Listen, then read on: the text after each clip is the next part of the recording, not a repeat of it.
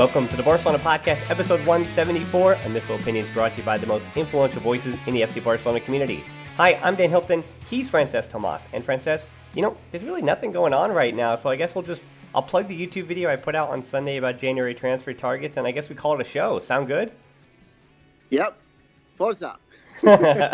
So yeah, everything actually is happening, but as always, there is nothing to report other than Barcelona not only have sacked Ernesto Valverde, but they have a new manager in Quique Setién. And, it's funny, Francesc, when we started this show, Luis Enrique was on his way out. Ernesto Valverde coming was, I believe, show number 2. So he has been the manager of Barcelona for basically the entire duration of the Barcelona podcast. So it is an odd feeling that we're now going to be talking about a new man in charge in Quique Setién. And, we had La Ronda. I had put it out on Sunday. So some of the questions we have aren't really applicable anymore. And yet a lot of them can still be twisted because as much as this seems like a short-term fix, I don't know how much it serves some of the long-term issues that I think are still going to be hanging over the club. So I think it's about time that we begin this show, not really with a question, but with a broader idea of Quique Setién and whether or not you and I feel that he can succeed. And not just asking that, but when it came to the Quique Setién hire, Francesc, what was I need to know your first reaction. What was the feeling you had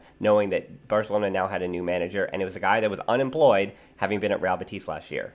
Well, the first thought is I couldn't quite believe the board were actually brave enough to do what's necessary, what millions of people around the world could see clearly in front of their eyes. It was that Barca was declining into something that just wasn't Barca. It was just players with the Blaugrana colours and Messi in it. And, the generation in the club was alarming. Having said that, it's the first time that Barca changed a manager in 17 years throughout the season. The last one was Louis van Gaal, who obviously was far more, let's say, rigid. I think that's the word that everyone in Catalonia used at the time. They used to call him brickhead at the time. And he had a really terrible relationship with the press. The team was doing horrendously wrong. They were 12th in La Liga. And, it was obvious that a change was coming. In this case, obviously, it's different because Barca are actually leading La Liga. And they're still alive in all the competitions. So I didn't quite think that the board, especially Bartomeu, who is very conservative, had it in him. And when the news came, I was shocked. I mean, obviously, social media these days is different than the way it was in 2003, and it was coming. But I still didn't believe it until the official confirmation came out. Now, once it was clear Valverde was on the way out, there were several managers that could come in. And I know there's going to be questions about this. I'm assuming there's going to be questions about this later on in the show. So let's just say that Setién, I think, is a very brave choice. And as you said in the intro, I don't think it is a quick fix. I think it's someone who should be trusted in the long term. In order to bring the change, you definitely need time, which is obviously why Xavi refused to come at this moment in time, particularly with his engagement with Qatar 2022, which is fairly obvious.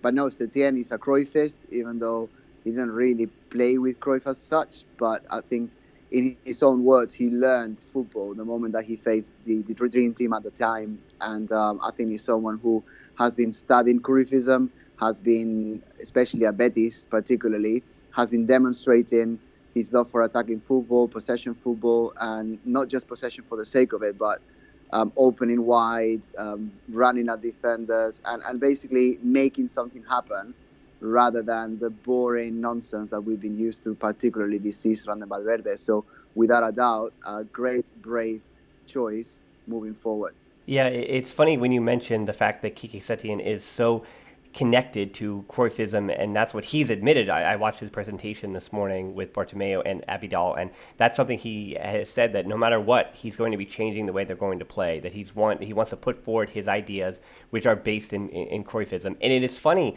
over the course of all these years with Valverde, Francesc, that you and I have been called both Ernesto Valverde defenders, and yet we've been called Cruyffist extremists as well, as if those two things, which, as we've seen with Valverde, were vehemently in opposition to one another. So it's funny, I think I'd like to do both, and I'd like to upset those who call me a defender of Valverde and a Cruyffist in the same breath here. Upset everyone. Well, yeah, I would like to, because Well, I think everyone's upset anyway, but the way I want to upset people is saying with Valverde, the thing I want to, as you were mentioning about Van Gaal, the longer we go on, and I know we're speaking of it just days after, and who cares about prosperity in the world of social media when the news cycle changes every 24 hours.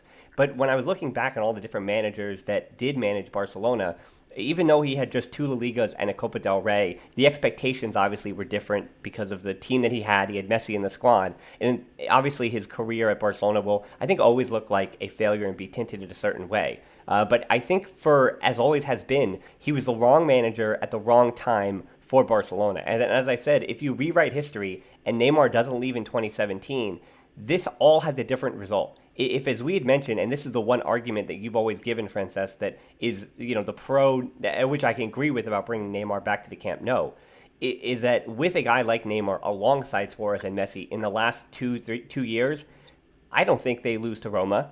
I don't think they lose to Liverpool, and I think you're right. Mm-hmm. And that keeps things the same way. And so basically, Ernesto Valverde had to do this weird alternate dimension timeline where Neymar blows everything up. And I think that's the greatest thing, where all the ire falls on Valverde, and so much of it also falls on the board as well. And we'll get to them at some point in the show. But so much of that blame has fallen on Valverde. And obviously, the trolls on social media, because they're just hiding behind a keyboard, those who use words like terrorist and, those who just scream and how much they hate Valverde, and always with the memes and everything like this. So obviously, those kind of things were disgusting. But I think even level-headed, you and I talked about that. We knew it after Roma that, Valverde, that probably should have been it, right? And then in the second year, we're like, okay, well, he's moved from a 4-4-2 to a 4-3-3, and things are looking a little bit better, even though he had almost an undefeated season the year before, just losing to Levante. And yet, in that moment when he loses to Liverpool, we all know it's done. He has to be let go. And you're right, the board didn't have the courage to do it, and then this season falls completely on Valverde. But as I said, not that the board shares some of the blame. I think, again, Neymar shares so much of that blame because, by him leaving, they have to quickly go out and get Dembele and get Coutinho, and it just never works for Valverde. And we really never saw things working the way he would have wanted with a lineup and a roster that he would have wanted. Even this season, Artur being out for so much of the year, and then and Dembele continuing to be out with injury, and we put some of the onus on Dembele, we put the onus, and rumors are circling about Artur, and it just winds up being a blame game. And so for Valverde to basically take the brunt of this, the idea, and this is the cynical part of Quique Setién, that the idea that culés are now just going to be, they're going to be crying because of how wonderful the football is on the pitch because of what Quique Setién's ideas are, this is almost a put up or shut up moment for the fan base then. If you really think you're going to enjoy it, regardless of the results, then take this instead. Understand that the number 9, Luis Suárez, is not going to be playing for the rest of the season. And he's been the number 2 goal scorer. And Barca, yes, Antoine Griezmann is the number 3, but after that, they don't really have too many other goals that they expect to be coming. So you're going to have to see Messi score a goal or 2 every single match for the rest of this season, or Barca might not necessarily get results. And under Quique Setién at Real Betis, they didn't necessarily get too many goals either. They played the right way, and everyone was excited. But everyone was excited because things were quick, and they were a pretty leaky defense, so those games were all exciting. And they sometimes didn't score goals, and that's why he only averaged 1.46 points per match at Real Betis, which at Barca, he's going to need to get a 2.2 or 2.3 to wind up winning La Liga this season. So as I said, if Barca finishes 3rd in the league and they fall out of the Champions League in the semifinal again, and they fall out of the Copa del Rey in the final or the semifinal, then I want the same culés that say, I don't care how we play. I don't care what the results are. I just want to see us play well. I want to see what happens, and I want to see the reaction there, because I have a feeling that I don't know. I don't want to use the word plastic, Francesc, but in these kind of moments, those are the voices that wind up being the loudest. And it is frustrating because those of us, the ones who will be here after Messi, we also got what we wanted. Everybody wanted this. Yeah, you made a lot of points in there. I don't really know where to start, but I agree vastly with what you have said. I think I want to start by saying that Valverde's return as a manager, if you sit down coldly and you just look at numbers, it's actually very good. He had 3 terrible matches. La Supercopa really wasn't that important. And to be honest, that's the one that put the nail in the coffin. I've seen people saying, oh, but it was a friendly, he loses a friendly, and then this happens. First, it wasn't a friendly, it was a title.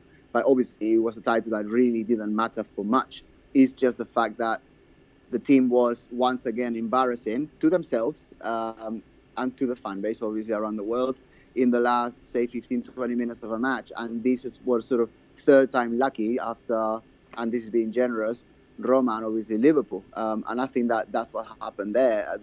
But if you think about his return in terms of titles, it's actually pretty decent. And you cannot argue against the fact that had he not been sacked, Barca may have won this Liga anyway. So the club is changing, and this is basically being a victim of our own success. And I think Guardiola and the generation from Xavi, Iniesta, obviously Messi as well, Puyol, etc., have made the Barca fan base a little bit spoiled.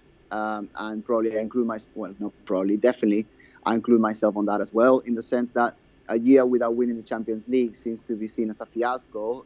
It's not. Newsflash, it is not.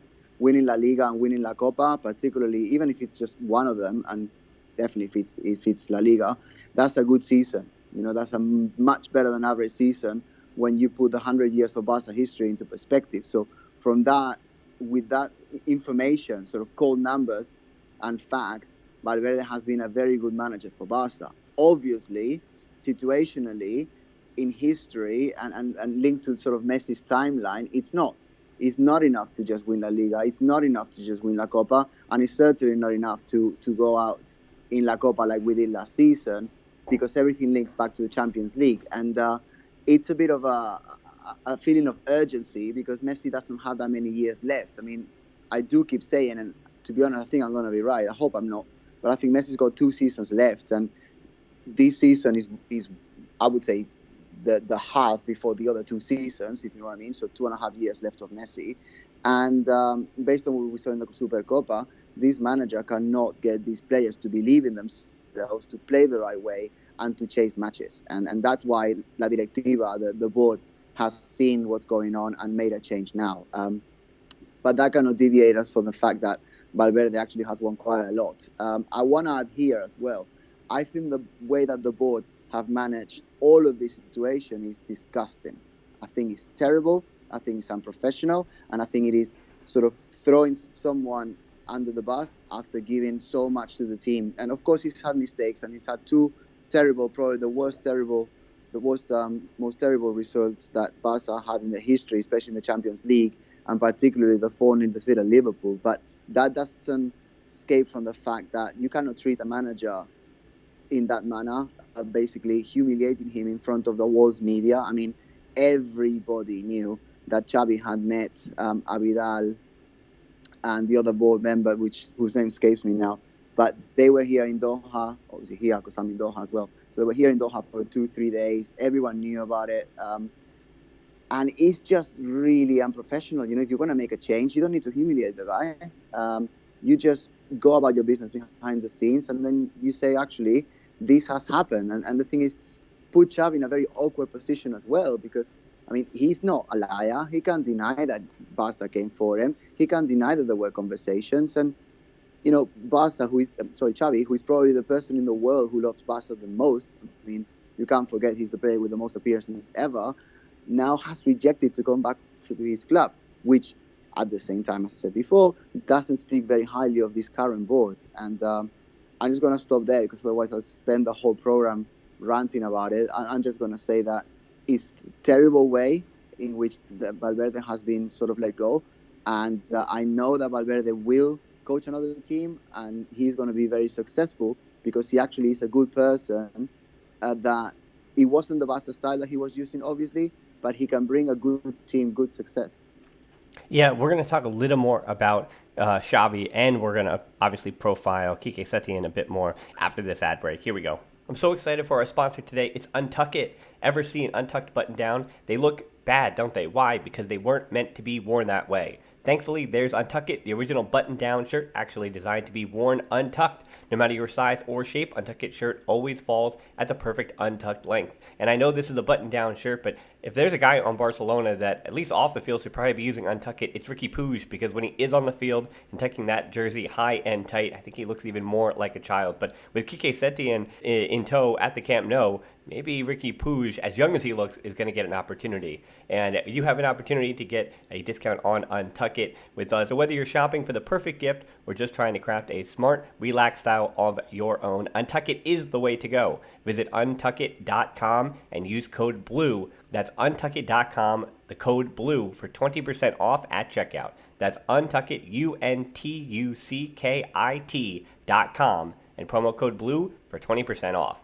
Francesc, you had a lot of good points before that ad break talking about Xavi and the board. And you're right. The board has continued to make mistakes here. And of all the things that are finite in all of this, and it does with that 2.5 years of Quique Setién, that seems to be the one clause in his contract that I expect him to be here for the remainder of this season, obviously, and then for next season as well. But in 2021, when the elections happen, and there is a lot of cynicism being thrown around about the board bringing in a manager that would help them get reelected, and Xavi being a big one there because of his connection to Victor Font. So there's a lot of political things going on behind the scenes that people may not pay attention to. And not even behind the scenes. This is all out in public, actually, with public statements from Xavi, from Victor Font. Xavi putting his support behind the candidate that we'll say is in opposition to this current board's ideas. But for Quique Setién, not to use the chess pun, because we know that Quique Setién does love to play chess, he does seem to be a little bit of a pawn in that political game looking ahead to the 2021 elections. But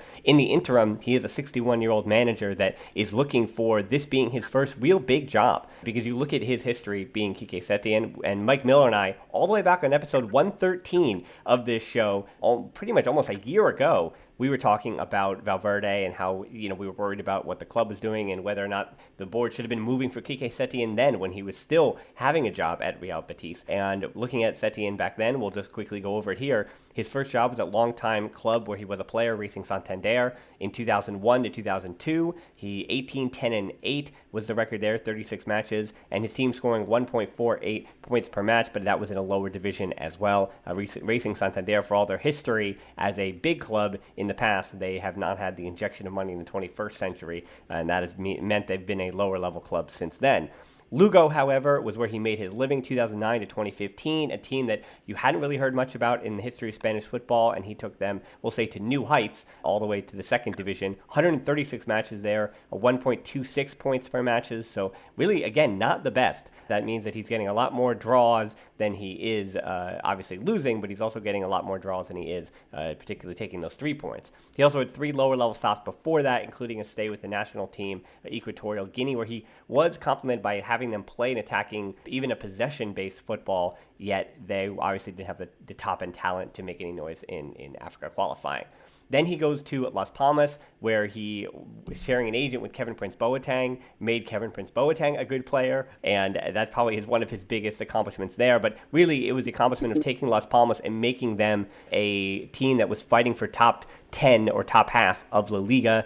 78 matches there from October 2015 to June 2017. He was a positive influence, finishing 11th in the 2015-16 season, his first season there, and then 14th, though, in 2016-17, a 1.23 points per match, but again, that has to do with the high-level talent of Las Palmas. They did play a brand of football that I think everyone was excited about. And then Real Betis, that's where he continues it, 97 matches there, 39, 22, 36, averaging 1.46 points per match, a team that was behind Espanyol and Athletic Club, and they were a team that were fighting for Europa League and Champions League spots for a bit, but then they fell off, and that's why he was dismissed. The most important things to take from his time at Real Betis, though, was Setién played a 3-4-2-1 for the second 2 seasons. So for second and third season there, that was the regular formation, a 3-4-2-1, and the 4-3-3 was what he played in the first season. And when you take anything from that press conference, again, it's a lot of nothing. It's a lot of mumbo-jumbo. I'm excited to have the job and all these things. And, Bartomeu and Abadal just deflecting some of the other questions.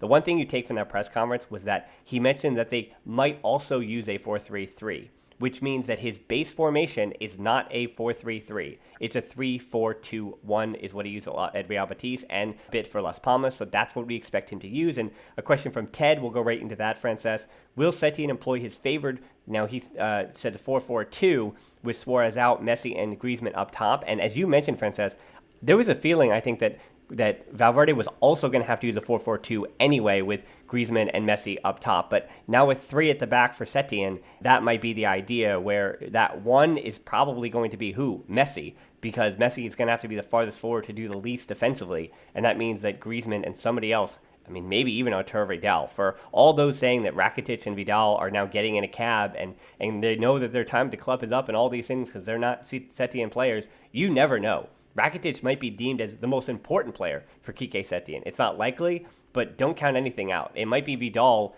behind Messi alongside Griezmann just to do defensive work up top. And if, as we know, he's the number one midfielding goal scoring option, just as Paulinho was before him. So I would say don't count anybody out. And that 3-4-2-1, the way we're speaking about it, is very possible. Yeah, I think that he's coming halfway through the season. So Setién is fully aware that the Champions League next round is just around the corner. Napoli are awaiting. And I think the situation now is far different if he had come in the summer. Rakitic and Vidal, they've both been sort of regulars-ish in the last, say, 2-3 months. And he's going to use the players that are going to give him the best results. The first lineup for any manager is going to be very telling. Obviously, if he's going to go for the lone striker with Suárez out, that can only really be 2 people. That could be the Griezmann or Messi. I think that the key factor here is to see how much freedom Messi actually is going to be enjoying. He's been incredibly free, really, for the last 10 years, and that's when he's excelled. We know from the sort of later years of the Guardiola era, and certainly a little bit under Villanova as well, but not that much. But when he's stuck to the middle, he's much easier to defend because you just pile people around him. But I think that what Setién has been very keen to do, and certainly I bet this was the case, is having the open wingers. Obviously, he's got Junior Firpo, who was arguably his best player at Betis as well. But obviously, Jordi Alba ahead of him, so that would be interesting to see. Obviously, I'm assuming he's looking for dynamism, and if he's looking for dynamism, players like De Jong and Ansu Fati should be having a much more protagonist role. And I know that De Jong has been playing a lot, but maybe he uses him as a holding midfielder, trying to sort of phase Busquets out. Whether he does that now or he does it in the summer, I'm not quite sure. And yeah, there's a lot of incognitas there, and they're going to have to be answered. Obviously, the sort of coming back to life that Dembélé hopefully will experience soon, that's also a factor to play. And I think, to be honest, and it's going to probably sound too harsh, but not having Luis Suárez is probably a blessing in disguise if he wants to change this team. Because, and I know that Suárez has, been influenced in the last, I think it's 12 out of the last 12 goals, either assisting or scoring. But to be honest, if we are going to move Barca away from what it has been, having a key player like Suárez missing could actually be a step forward. So all of those incognitas, they're going to have to be unveiled and sort of analyzed after the first game. All I do know is that the most important area that I want to see, and basically the one that makes me the most anxious, is defense, actually, because as you mentioned briefly in passing, defense, especially through the middle, has been a weakness in pretty much every Setién team over the years. We know that Umtiti, Lenglet and Piqué, they haven't really gelled. It's normally been Piqué and Lenglet by themselves. Umtiti has been pretty terrible, to be honest, every time he's featured. Todibo is on his way out, so I don't know if Setién wants to stop that to try something new there. I would stop Todibo leaving for January, but that might already be done. We're right. I think that's all gone quiet. We're not exactly sure. Exactly. And with that, he may have also tried to stop Alanya as well, but obviously that train has passed as well, at least for this season. So I'm not quite sure what his ideas are, and I cannot wait to see what he does. But as we have been saying, defending, especially in key moments, it's a whole team ethos, a whole team philosophy, it's a whole team sort of battle to fight. And I just want to see how he deals with it. But the thing is, for the first time in a lot of time, I'm actually very excited to watch the next Barca game, just to see what happens, and knowing that the manager believes what we all believe, and he really knows what the right way of playing is. I mean, are we going to be successful with it? To be honest, I don't think it can be much worse. Maybe in terms of results, but it cannot be much worse in when we have been watching. And I've been falling asleep, really, honestly, over the last 3 years. No, not 3 years, sorry, 3 months. But the last 3 years haven't been tremendous either. So very excited to see what happens. Well, that's the funny part here, that we know that it's going to be more exciting on the field because it can't be much worse, and yet we know the results can't be much better because they've already been pretty good, again, from match to match. Not necessarily the big ones that we've talked about. I know that, but when you're talking about just looking at the final scores and what trophies that were brought in by Valverde, again, the results, it's going to be tough to match that. And yet what we're going to be seeing on the field is obviously going to be a better product. Yeah, and it's interesting if there is the three at the back, what he does there. I would also expect, don't count out Junior Firpo. Again, I circle him as a player that Quique Setién at Real Betis made him a better player. The reason why Firpo was bought by Barcelona is because it came down to Ferland Mendy or Junior Firpo. They wound up being the leading candidates as the best up-and-coming left backs in the world, and Real Madrid goes for Mendy, and that means Firpo comes to Barcelona. And that all happens under the watchful eye of Quique Setién. So whether he winds up being the left wing back, as he was for Setién for so much of that time before he got hurt at Real Betis, or he was also capable of playing as that left center back, which is very possible as well if Setién decides to play a back three of Piqué, Lenglet, and Firpo. I wouldn't be that surprised. The other thing I want to mention too, for the first match against Granada, which still feels like a lifetime away, De Jong is going to be out because of the red card suspension, and Artur most likely will not be featuring again because he's still out through injury. So all that said, and all the things that we're trying to build, it might not be on display. It might just be, again, Ernesto Valverde's team that he's going to have to trot out there, being Setién. But you did mention before the break some other managers, and so I do want to quickly go through some listener questions here, because Quique Setién didn't have to be the choice, and it seemed like the days leading, or at least the hours leading up to what was a wild thing to watch on social media, the name Quique Setién was, fourth or fifth down the list, probably after Pochettino, and we even see Allegri thrown in there. But the two main names that you heard more than any other, obviously we know that Abidal and Ramon Planes went to Qatar to meet with Xavi. Stay in there? Oh yeah, please. Maybe not in social media worldwide, but in Catalonia, Quique Setién was the most favored manager, and there was a survey in Sport that said 38% wanted Setién, 22 Pochettino, and 14 Allegri, and fourth was García Pimienta with 14. So actually, I don't know what's going on around the world, because to be honest, I don't know. Certainly on Twitter, because it's too many people just whining and complaining and for attention, to be honest. And in Catalonia, Setién was the preferred choice. Yeah, interesting. And that's why when you mentioned García Pimienta, that's what I'm a little confused by. Igor asked, do you guys think that García Pimienta would have been a good choice for a replacement in January? And I think this actually has to do with the long-term planning, because now Setién, I think, as I mentioned before with the elections, I think Setién is at least going to get the end of this season and then next season. And then they'll reevaluate based on his results. And I guess that is the clause in his contract, that the new board could bring in a new manager, and that manager obviously could be Xavi based on the new board that would be brought in, and maybe even this board because of the way that they moved for Xavi now. And whether García Pimienta would have been a good manager, I think people are going that the fact that he's not flying high with the Barcelona B team in the third division. They are fighting for a promotion spot, and he's done better this season than he did last year. But all that said, I think García Pimienta would not have been a bad choice to at least finish this last 6 months. When I look at the past Barcelona managers, like Carlos Reixas is the one that I'm reminded of a lot, where he was thrust into a position, and he had two different stints, but he took over when he probably shouldn't have been taking over, when he wasn't ready to be a first-team manager, and he wound up paying the price for that. Yeah, Rashak was second to Cruyff for all of the Dream Team years. Sure. So arguably he was more ready than Pimienta. I'm not sure about this, but probably will ever be. I mean, he has been, in Juveniles, especially Juvenil, he spent a lot of years there, and he was successful. But I don't think at the highest level with the Champions League around the corner, I don't think it would have been a good choice because of basically lack of experience. And to be honest, he wasn't really that great a player anyway. So I don't think he's got he wouldn't have the backing of the players, and players need to have someone they believe in, that think they're going to improve themselves, and I don't think Pimienta's got it.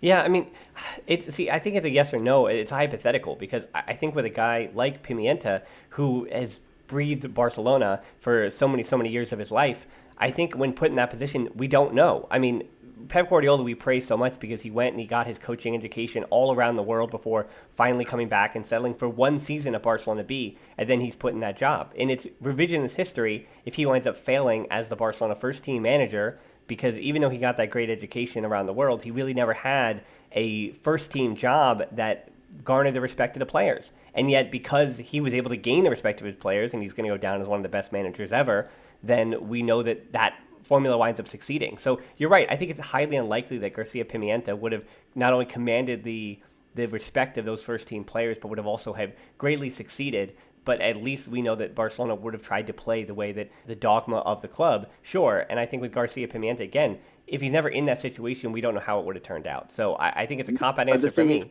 With that, Garcia Pimienta wasn't the first-team captain for, I want to say, 8, 9, 10 years like Guardiola was. So when Guardiola was promoted, and also he didn't come in January, he had a whole summer to plan ahead in which he got rid of a lot of players, especially Ronaldinho and especially Deco. I mean, sure, anyone coming in now, they cannot dismiss, say, Suárez and Griezmann. Right. No one can do that, which is why Guardiola was allowed to do. Also, when Guardiola came in, he had Laporta behind, who was someone fresh, brave, that was sure, because he had the backing of the socios, that a change was needed. So I think it's different. And to be honest, I have been a football player. I'm not that great. I never was that great. My brother is better. He played at Barca with, as listeners know, with Iniesta, etc. And the managers my brother had at Barca and the managers that Iniesta had growing up, they were all ex-players. But obviously, when you got someone of the caliber of Guardiola or Iniesta or Xavi or Puyol taking over a team, then that's going to have more weight than if, I don't know, like he was put in the merry-go-round, like Gabi Milito. All right, yeah. Gabi Milito was a great player, but, relatively, especially looking at his Barca career, there's, as we say in Spanish, no hay color, there's no color, there's no comparison. Well, what about Xavi? As George asked and others asked as well, would it have been the right time for Xavi? And you and I have both adamantly said no, it would have been the right time for Xavi. But do you think, as I said, I don't think Quique Setién messes up the timeline for Xavi, because if Setién doesn't do well for the next year and a half, Xavi comes in with the new board, by new board, I also mean if it's Bartomeu's candidate, it would still be technically a new president. So whenever the new president comes in 2021, Xavi can just come in on his white horse if Setién doesn't do well. It's almost a win-win situation, I think, now at this point for Xavi. And as we mentioned, it was the right decision, I think, for him to say no. He still has some stuff to do. And for Xavi in Qatar, he was given the keys to one of the best teams in Qatar with one of the biggest budgets, and he's doing fine. He's doing well enough in getting results, and he's contending in all these different competitions that he should be, though, right? That Xavi's just merely doing what he should be doing with a club that size, and some of the results haven't really gone his way, and he's not exceeding expectations in Qatar. So I think there's still experience to be gained from Xavi, and now this puts it at a purposeful timeline where, depending on Setién's results, Xavi is easily going to be the candidate in 2021. Yeah, and let's go by the sort of the local knowledge. Being here in Qatar, you see things differently. I mean, I deal with people who support Al Sadd every single day. People of all ages, little children, all the way to like 60, 70-year-olds who go to watch Al Sadd every week. So what I know from here is that actually Xavi is admired because of what he's done at Barca, etc. But not everyone is fully behind him, in the sense that Al Sadd usually wins everything every year with a lot of distance, and this has not happened this year. If I'm not mistaken, he's third in the league, and he's got, I think it's in a couple of days, on Friday, he's got the final of this new cup that they've decided to take out of their hats, the Emir Cup, and he's got a chance of winning his trophy there, which is great, but he hasn't done that greatly here. That said, I think he is 100% right to not associate himself with Bartomeu. I mean, he's 39 years old. He's got another 30 years to become Barca manager. Not one person listening to this podcast can argue that Xavi will eventually be a Barca manager. And right now, in January, after everything that has happened, is not the right time. And he is 1,000,000% right in not taking the job now. In terms of Quique Setién, to be honest, I think there's going to be another manager before Xavi comes in, because what this team needs is a cleanup. People like, obviously, Vidal, Rakitic, but going even further, people like Piqué, people like Jordi Alba, people like Suárez, obviously, eventually is going to have to happen as well, and maybe not that far in the future. They're all going to have to go.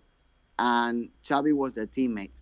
So that is not really a savory thing to do. That's Yeah. something that he obviously doesn't want to do, because he would be sacking his friends, and that's not something I would want to do. And it is something that anyone looking into the team today, so everyone who's listening to the podcast today that watches Barca every week, that's not something you would want to do. But everyone knows that it's absolutely necessary. And to be honest, Setién is not going to be the guy to do that. Certainly not going to do that today, and before, say, July. And someone was needed on sort of borrowed time. Someone was needed to continue the boat and take it forward.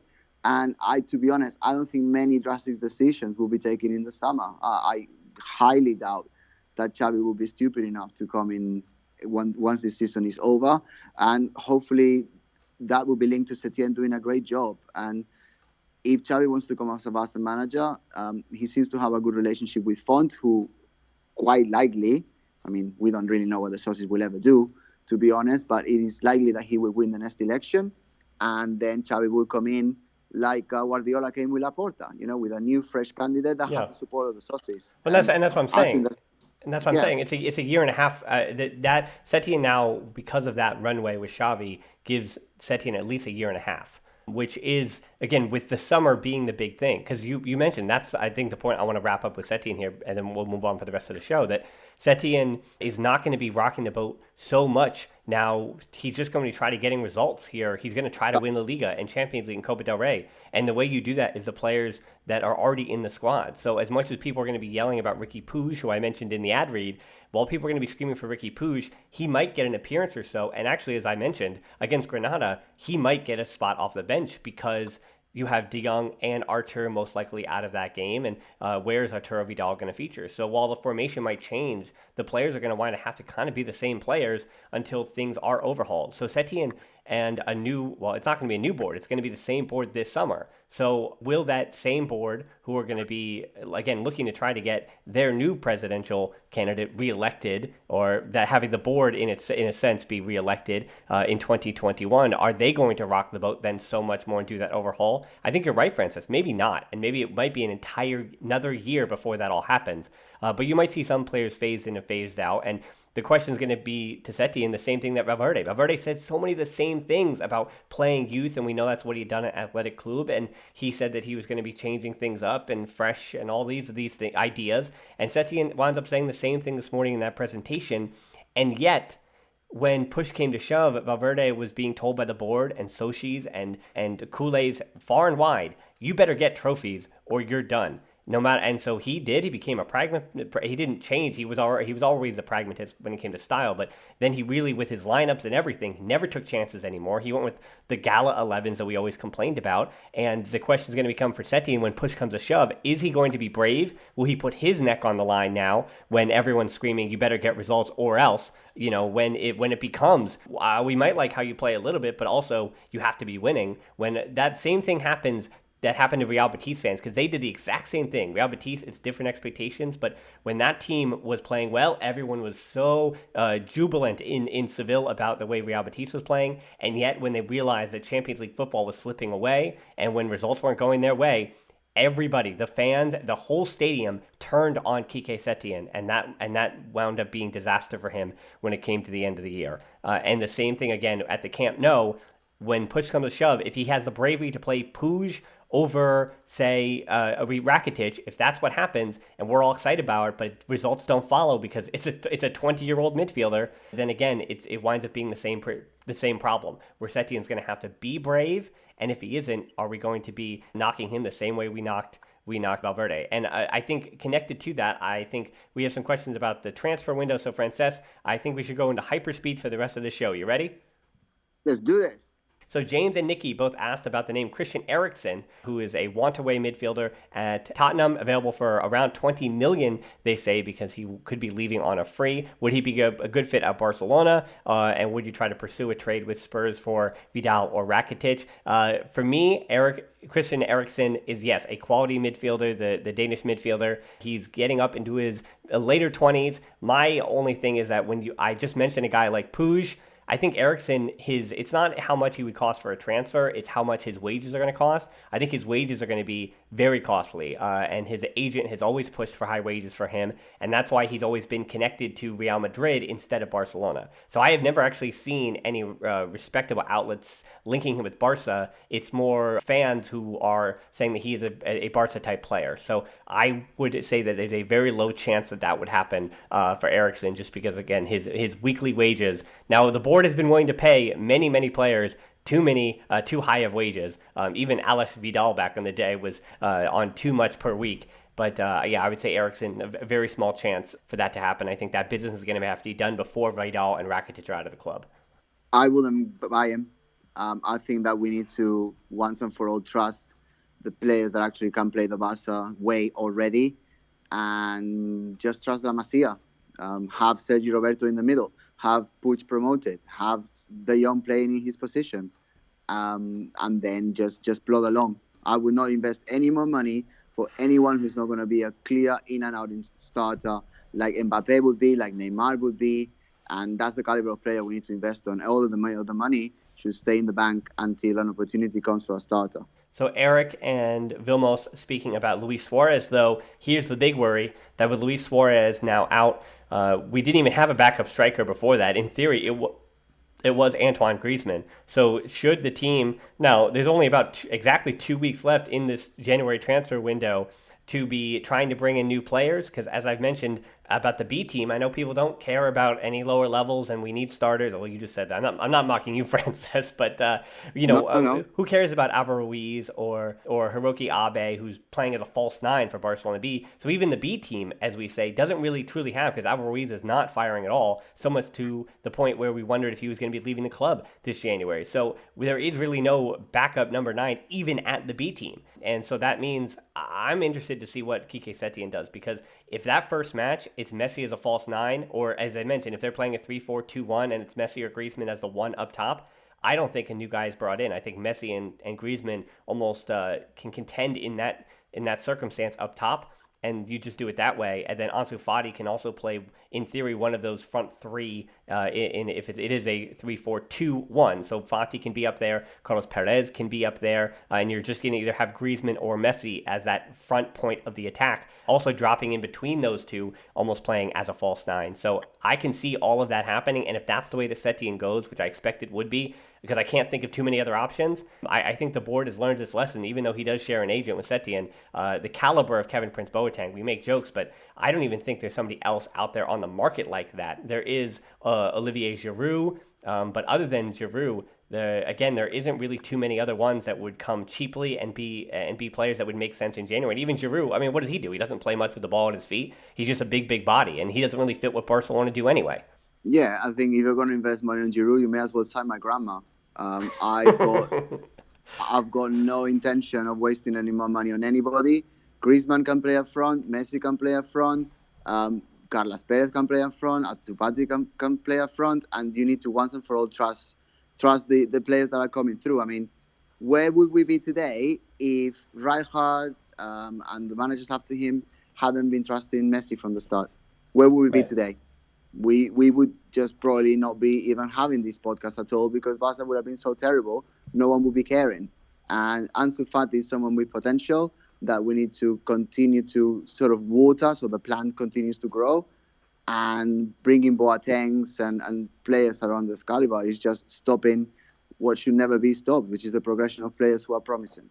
Yeah, Douglas, this is the last transfer question, and we have one more to end the show. And I'm going to handle this one, Francesc, because I know you already weighed in last week. Douglas asked, does it make more sense to bring in Dani Olmo this window and use what we have to fill the Suarez void? And I mentioned last week on the show, and I've also mentioned in the January transfer targets YouTube video I put out 2 days ago, I think Dani Olmo should be bought this window by Barcelona, but loaned out immediately to a top 5 league side and not come to Barcelona for these 6 months. I think he's a player for the future, and he's one of those guys that I think can be a starter for Barcelona within a year or two, but that happens after the exodus of all these players like Rakitic and Vidal. So I just don't think the timeline makes sense, but I think it would be a great piece of business if there is a 30 or 40 million lying around to buy a player that I think is going to be a starter, the same way that I had the gut feeling about De Jong, and I mean, Artur, I can't say that any of us were ahead on him, but The same thing can be said, I think, of Emerson, the right back at Real Betis. He's the other one where if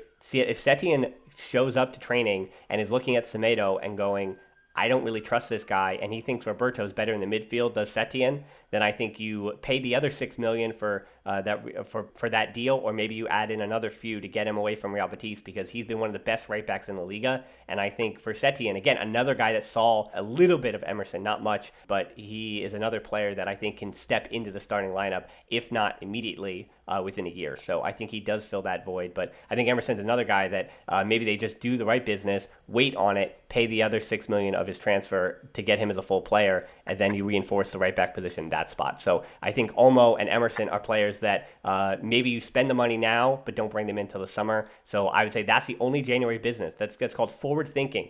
And I wish, Francesc, that someone in this club, as you mentioned about the disgraceful nature of the manager search, I bet when it comes to transfers, when it comes to anything, even again, going all the way back to Neymar leaving, I just wish there was some kind of forward planning going on, because it seems like with everything always playing out in the media, it feels like everything is just a reaction, and things cannot be reaction. They have to be premeditated. Yep. I'm not going to say too much. I'm going to be quick. It hurts me to pay 40 million euros for a player that was ours and left. That is true. So I'm just going to leave it there. All right. Yeah, I think we'll talk about that later in the future. I think you and I agree. So last question for this show, coming from Cole. And it's tough, Francesc. He's put our feet to the coals. Are you too confident, and no pun intended there, Cole, are you too confident that we can win any or all of La Liga, Copa del Rey, or the Champions League? When you heard that Setién was the manager, Francesc, what did your gut tell you this season? This season, not next. Yeah, we can win everything this season. We've got Messi. We've got a manager who likes to play good football. And if we can fix our defensive worries, and more than that, the concentration when it really matters in the dying sort of minutes of matches that, to be honest, normally we are ahead, then without a shadow of a doubt, we can win everything. I think you're right. And I think when it comes to the players that are there, because we have mentioned Messi a ton, but I think we have not mentioned Marc-Andre ter Stegen, who was not playing in the Spanish Super Cup, and you could tell. It's a weird thing when you can tell that a goalkeeper is missing, and you could tell. And it's no offense to Neto, but he's such a drop-off from how good ter Stegen is. On the other side with Oblak is the reason that Atletico Madrid wound up surviving that match against Barcelona. There are a lot of other reasons too, but Oblak against Neto was the mismatch. As crazy as that sounds, the dearth of talent of the goalkeepers. And I think you're right there that all three are possible. I'm confident that they can win all three, but I'm not confident that they are going to win all three. I think if Barca gets one of the three in this 6-month period under Setién and can change the way they're playing and can basically set themselves up for a positive summer and next season, I think that would be considered a success. So if I had to guess, I'm going to say that the team is going to win La Liga. I think that because of the way Setién's defense is set up, they are susceptible to getting upset in the Copa del Rey. And in the Champions League, again, it's going to be tough when it comes to some of those English teams, particularly in Liverpool again. Liverpool is just leagues ahead of everyone else in world football at the moment. And I think Liverpool, it has nothing to do with Barcelona. It's not about Barca or Real Madrid or Bayern Munich or anybody else around. I think Liverpool is just so much better than everyone else. And they have the pedigree. They know how to win. And Barcelona are going to be learning something new. And again, if for as experienced players as they have, it's a very difficult thing to have to reset and to redo and to rebuild from the ground floor everything in January when you don't have a full summer to work on things. So I think you were great on that point, Francesc. You had it right. And I think we survived today. So Francesc, any final thoughts here? No, let's be optimistic about the future. Let's stay behind the manager, because first, we don't have a choice. And second, something unexpected happened that has to be a positive change. So let's be optimistic about what's coming, because we're up for a ride. Yeah, I agree. As I said, this was the conclusion of the first Barcelona podcast in over 173 episodes since Ernesto Valverde was not in charge of the club. So Quique Setién, you're the man now. You've got the Barcelona podcast support behind you. And not only that, but do we have the support from everybody else? We also have support that the Barcelona podcast receives from all of you. And we thank you for tuning in. We thank you for listening. For those who have been waiting or thinking about it, well, this is the time to join the Patreon, where I make the quick take match reviews, tbpod.link/Patreon. Again, a perfect time here because we have a new manager. We're going to be playing a different way, so tactics are going to be at the utmost part of our minds here. We're also on social media on Twitter at the Barcelona Pod or at Hilton13 for me, on the at the Barcelona Pod page where you get all your different updates about YouTube videos, articles, everything going on with BarcelonaBlog.com. On Instagram at the Barcelona Pod, our closed Facebook group where we got these questions from, and there's plenty of great discussion. Twitter is a cesspool of garbage. I've said that many times, but the Facebook page has a lot of good conversation, actually. And when there are issues and when we do have, again, some disrespectful things, that stuff is flagged. Those people are muted, and we make sure we keep that a clean place and a healthy place. There is a lot of negativity. There's a lot of cynicism. There's a lot of complaining, sure, but there definitely is not some of the garbage that you see on Twitter. So that's tvpod.link/group. Can I say something there Sure. with the group? We are getting every single day, this is no exaggeration, 15 to 20 people trying to join our Facebook group. Nobody who does not listen to the podcast gets through. So out of 20 people applying every day to get into the group, maybe one or none make it. So if you are a listener to the podcast, just answer the questions. They're very easy. You just have to say that you know my name or Dan's name. That's it. That's one of the questions. So basically, if you don't know us, you don't listen to the podcast, then you can't make it. But we are trying to select it to make it a unique thing. We don't want a group with 100,000 people. We've got the Barca blog page, which is nearly 700,000. We want something that's special, and it really is thanks to the contributions of everybody. So if you are listening to this podcast and you're not part of the Facebook group, go to tvpod.link now. No, sorry, tvpod.link/group now, and basically say our name and you're in.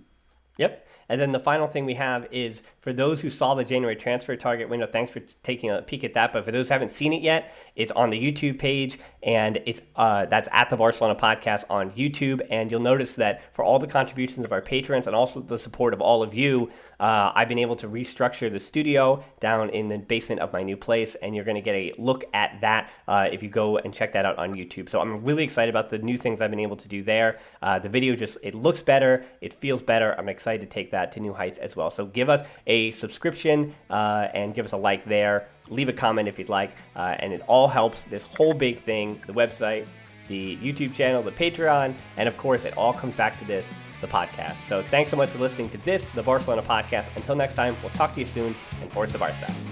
Forza!